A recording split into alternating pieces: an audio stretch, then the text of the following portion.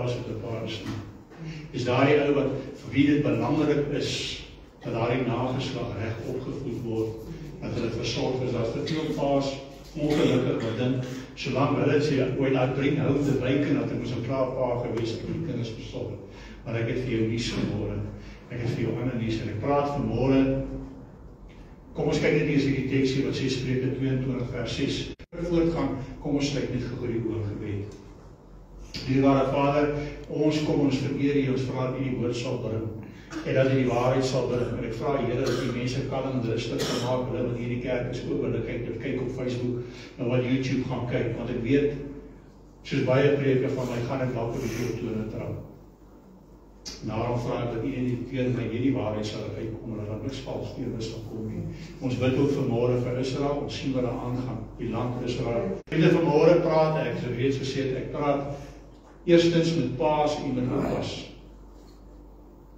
Ek wil vir jou sê, hoekom ek dit doen is, ek het al baie gepreek en gesê, dat ons as herders van die skape van die Here hiervoor 'n groot verantwoordelikheid het en dat ons eendag gaan verantwoording doen.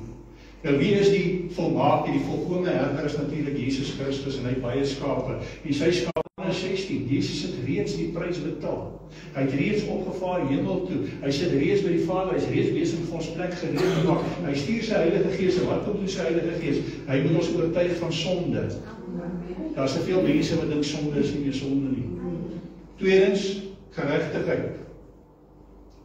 Dat ons het die genade, daar is geregtigheid in Jesus Christus. En die derde, die oordeel wat kom.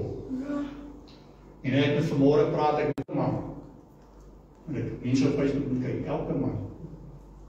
Paulus sê, dit is goed om liewer nie getroud te wees, dit is goed om liewer eenkant te bly, nie alleen te bly. As jy wil vry wees van hierdie verantwoordelikheid, bly weg van verhoudings af. Hoor mooi wat ek vanmôre sê. As jy hierdie verantwoordelikheid nie wil hê nie, jy hoef nie, maar bly weg van verhoudings af. Maar as jy 'n verhouding wil hê, dan is jy outomaties aangestel. Paulus sê, dan moet jy, wat jy gaan op eendag met verantwoording gaan doen. Wat het jy met daai klein kindertjie gedoen? Ons wil almal graag hoor, mooi so my getroue diens, oor min het ek jou aangestel, oor baie was jy getrou. Maar ten minste net om te kan sê, oor min het ek jou aangestel, oor min was jy getrou. Maar daar's te veel papas wat wegloop van hulle verantwoordelikheid af. En dis ook ons so verskriklik baie mans was ons vanmôre hier voorgestaan het, toe ons gevra die papas moet voorkom staan. Maar die vyand is besig om te steel, slag en verwoes. Hy is besig. Ek praat nie net met die oupas en met die papas nie, ek praat ook met die seuns, want julle gaan eendag, gaan julle ook paas wees. En julle moet mooi luister vanmôre. Maar daar's 'n rede hoekom ek ook praat met die ma's en met die oumas. Ek praat met die ma's en die oumas, want jy sien daar's 'n probleem met die man. Want die duiwel het ingesluit en hy steel, slag en verwoes. En hy die man, iets van die man gebruik, naamlik wederstrewigheid en hardkoppigheid. En dis ook die wyse Samuel van die man ook nog moet vertol van die pa in die huis. En daarom praat ek met julle, want op die ou einde het julle dan nou 'n kudde. Daar's baie oumas en daar's baie mammas wat 'n kudde het vanmôre wat jy moet versorg. Want die een wat eintlik aangestel was, is te lig in die broek, en ek sê dit sommer reg, ek te lig in die broek om daai verantwoordelikheid na te kom. Maar ek praat ook met dogters. Hoekom praat ek met dogters? Want julle gaan eendag mammas word, en ek wil vir julle sê, julle moet mooi luister na vanmôre se boodskap. Dit is oor Israel, die eerste koning wat aangestel is oor hulle, en hy het ontvang alles wat hy nodig het, hy tot die Heilige Gees ontvang. Maar Samuel sê vir hom, hy sê, want wederstrewigheid is 'n sonde van waarsêery, en eigensinnigheid is afgoderry en beeldediens. Hy sê, omdat jy die woord van die Here verwerp het, het hy jou as 'n koning verwerp. En ek praat vanmôre ook, daar's baie mans vanmôre wat die Here vir jou sê, omdat jy jou verantwoordelikheid verwerp het, omdat jy die Here se opdrag verwerp het, verwerp Salomo. Hy sê in Spreuke 12 vers 15, die weg van die dwaas is sy eie oë, né? Die weg van die dwaas is reg in sy eie oë, maar die wyse luister na raad. En ek wil vanmôre vir jou sê, jy kan warm word onder die kraag van my, en jy kan verskriklik vies wees, en jy gaan lus wees om af te sit, maar luister klaar. Jy kan ons agterna maar gaan sê en brom en te kere gaan, maar gaan luister weer na hierdie woorde, share hierdie woorde, gaan kyk weer daarna op Facebook en YouTube. het nie, maar dat hy ons gelief gehad het en sy seun gestuur het as versoening vir ons sondes. Ons sê ons is lief vir die Here. Is ons lief vir die Here genoeg en is ons lief genoeg vir ons kinders, dat ons hulle wil groot maak vir die Here, dat ons onsself sal verloor. Hy sê geliefdes, as God ons so lief gehad het, behoort ons mekaar ook lief te hê. Ek wil vanmôre vir jou sê, ek wil vir jou vanmôre vra, het jy jou kinders lief? Het jy jou kinders lief? Wees. Hy sê, en hy neem 'n kindjie en hy laat hom in die midde staan en slaan sy arms om hom en sê vir hulle, nou wil ek julle mooi luister. Hy sê, elkeen wat een van sulke kindertjies ontvang in my naam, ontvang my. En elkeen wat my ontvang, ontvang nie my nie, maar hom wat my gestuur het. Kyk mooi wat hy sê. Elkeen wat sulke kindertjies ontvang in my naam, ontvang my. As jy as 'n pa jou verantwoordelikheid neem en jou oupa jou verantwoordelikheid neem en sê ek ontvang hierdie kindertjies, hom wat my gestuur het. Wie het hom gestuur? God die Vader. Pas op vir die verantwoordelikheid wat kinders op jou geplaas het, hoor. As baie wat sê, wat kom en sê, o, vir hierdie kind sal ek alles doen. Vir hierdie kind sal ek my lewe doen. Here sê sy nodig, hy het dit reeds gedoen. Maar die meeste mense vir die al. Ek gaan vir jou lees, Filippense 2. Nee, voor ek daarby kom, wil ek vir jou lees. Ja, ek het klaar gelees, Markus, nee? Markus het my gelees. Ek wil vir jou lees uit Filippense, dit het ek nou nie op die bord die bo gesit nie, wil jy luister.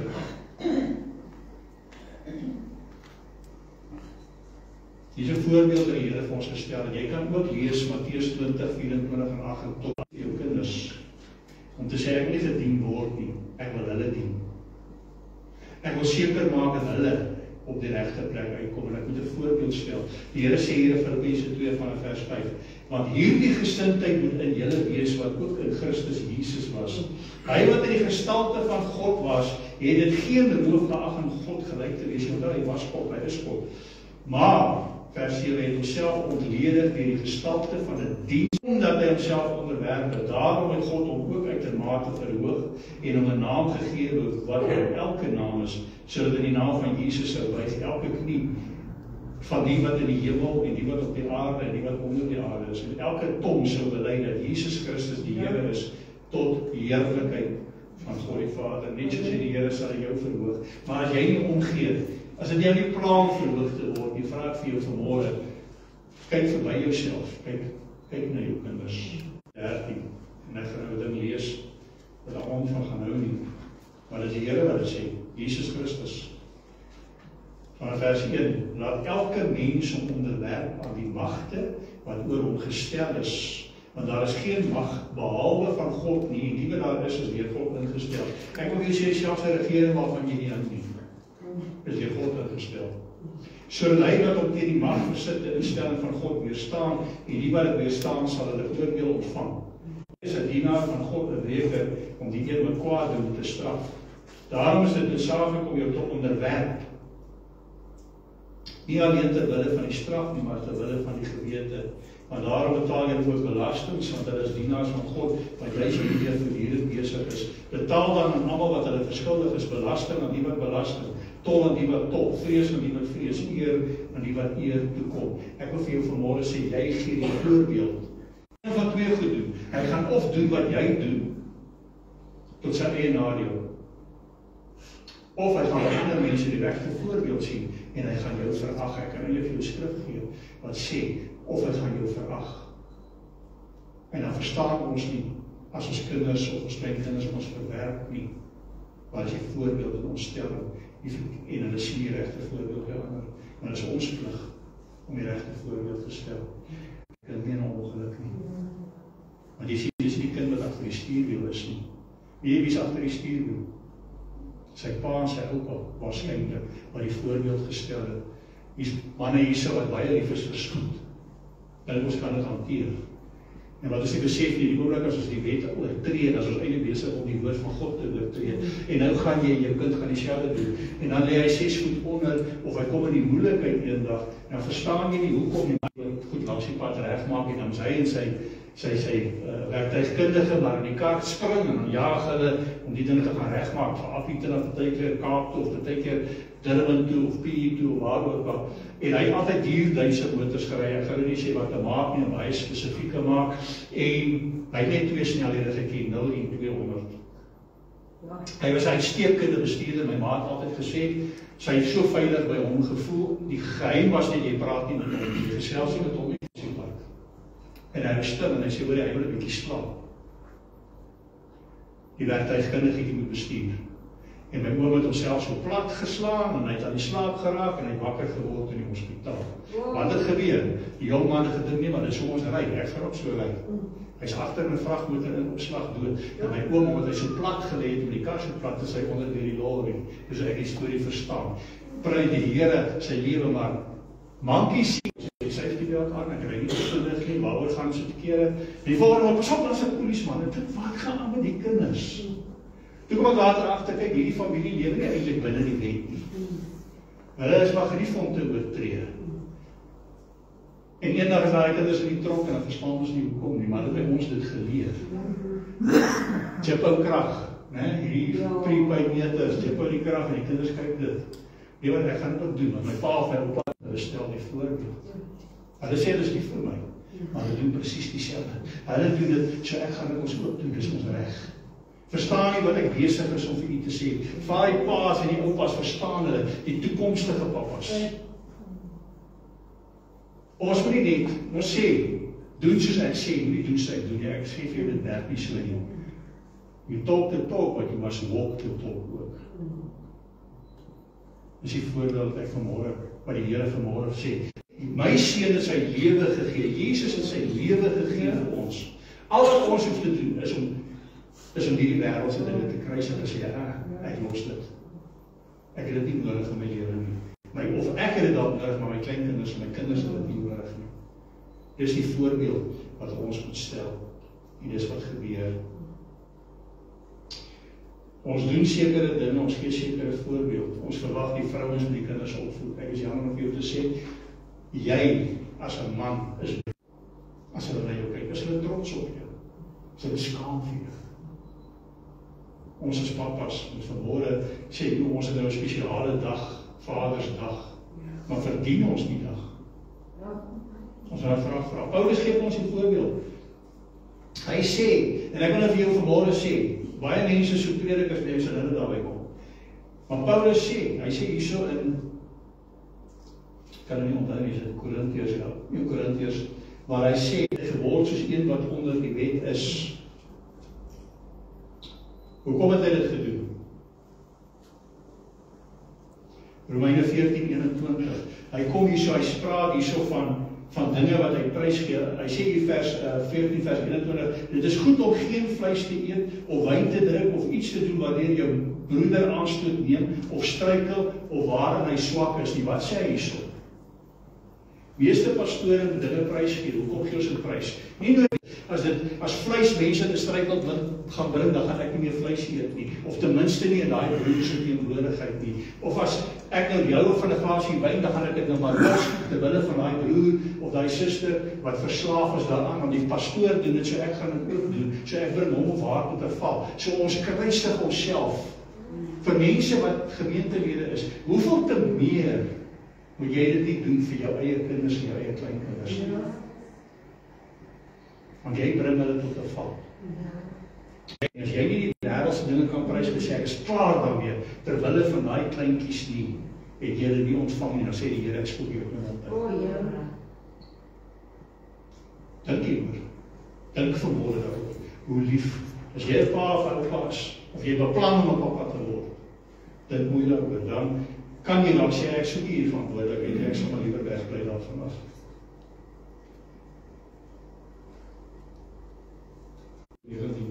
Ek lees hier vanaf vers 19. Hy sê, wat alhoewel ek van almal vry was, het ek my aan almal diensbaar gemaak, om soveel van hulle as moontlik te win. Vir die Jood het ek soos die Jood geword, om die Jode te win. Vir die wat onder die wet is, soos een wat onder die wet is, om die wat onder die wet is te win. Vir die wat sonder die wet is, om soos een sonder die wet al is ek nie sonder die wet van God nie, maar onder die wet van Christus, om die wat sonder die wet is te win. sodat jy hulle kan red. Ek doen dit alles ter wille van die evangelie, dat ek 'n deelgenoot daaraan kan word. Vers 24, weet julle nie, dat die wat op die baan hardloop, wel almal hardloop, maar dat een die prys ontvang nie. Hardloop so, dat jy dit seker kan behaal. Ek wil vanmôre vir jou sê, al wil jy dit nie so hardloop nie, hardloop dit so, dat jou kinders dit kan behaal. Maar hierdie is 'n wedloop, waar nie net een wenner is. Hulle nogal om 'n verwelklike krans te ontvang, maar ons 'n onverwelklike. Ek wil sê, ons en ons kinders 'n onverwelklike. Nou in hulle tyd is nie soos vandag, wat atlete 'n klomp geld gekry het, boksers 'n klomp geld gekry het nie. Hulle het dit net gedoen vir die sport, so skolesport, né? Net gedoen ter wille van die kompetisie. En die ou wat gewen het, wat het hy gekry? Hy het so 'n loerierkrans om sy kop gekry, né? En nou 'n loerierkrans jy hou net 'n rukkie, en dan staan hy net daar so. En die kroon van oorwinning wat ons vir Jesus kan gee, is dan ook die ewige lewe. As jy nie worry om ewig te lewe, jy sou nie eet. Maar as jy sê jy het jou kinders lief, en jy het jou kleinkinders lief, dan sê jy ter wille van hulle dit doen. Sodat hulle ten minste hierdie brood kan ontvang, sodat hulle ten minste dit maak. As jy sê jy het hulle lief, doen dit ter wille van hulle. Hy sê vers 26, ek hardloop dan soos een wat nie ons doen dit nie so nie. Ons het 'n definitiewe prys. Ons slaan nie sommer net in die lug nie. Die ewige lewe, hy sê vers 27, maar ek kastei my liggaam en ek maak dit diensbaar, dat ek nie miskien terwyl ek verander hoor mooi, hier sit wat ek nou na verwys het.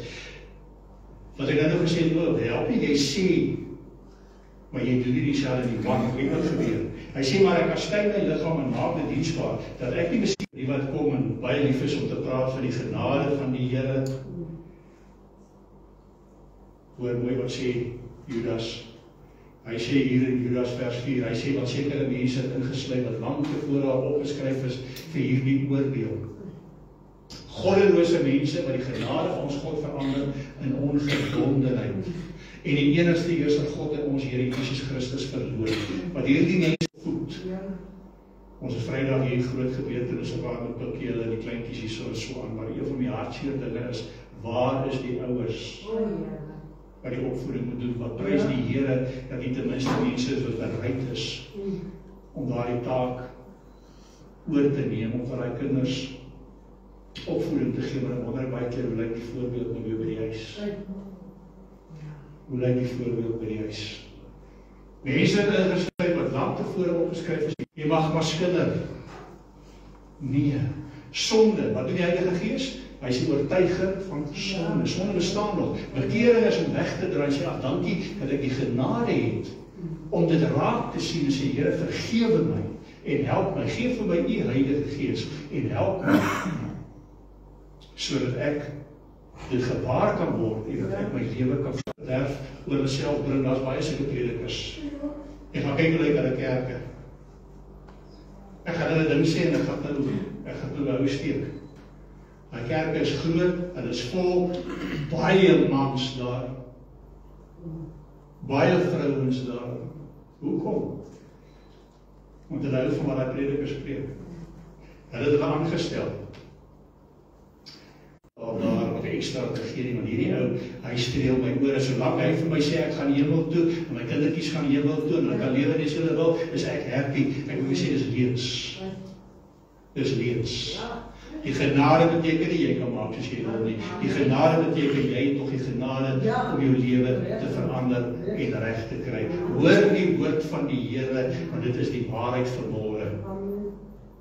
Dit is die waarheid vanmôre, soos die voorwaardes waaraan jy moet voldoen om 'n herder te wees. En ek gaan nou vir jou as 'n pa en 'n oupa sê, en ek gaan die woorde so 'n bietjie verander.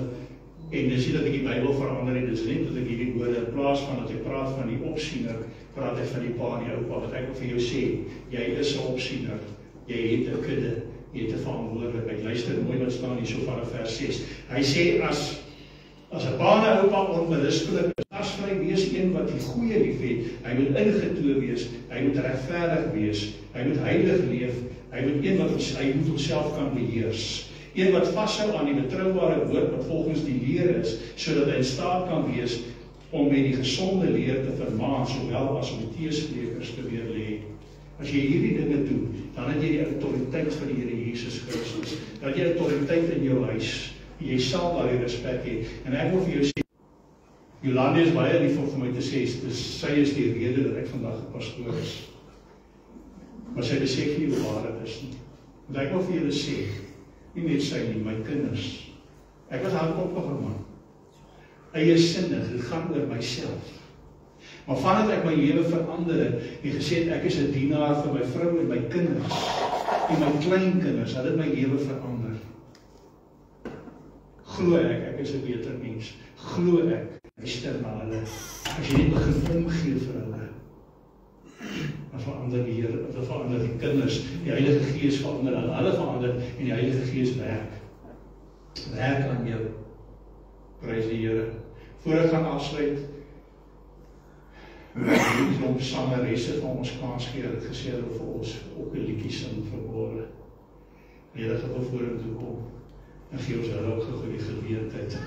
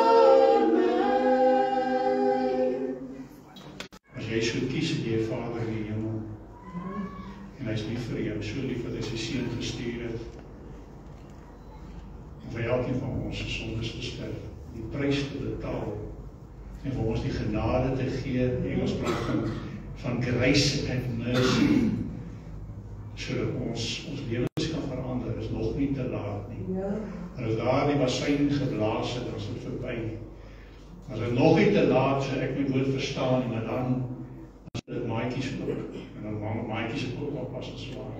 Ja. En hulle begin en dan verstaan en kom hulle wat hulle dinge raak sien. Maar dit moet nie eers 'n oorweging wees, die oorweging moet wees dat ek wil hê my kinders daardie deel blaas, daai was sy blaas.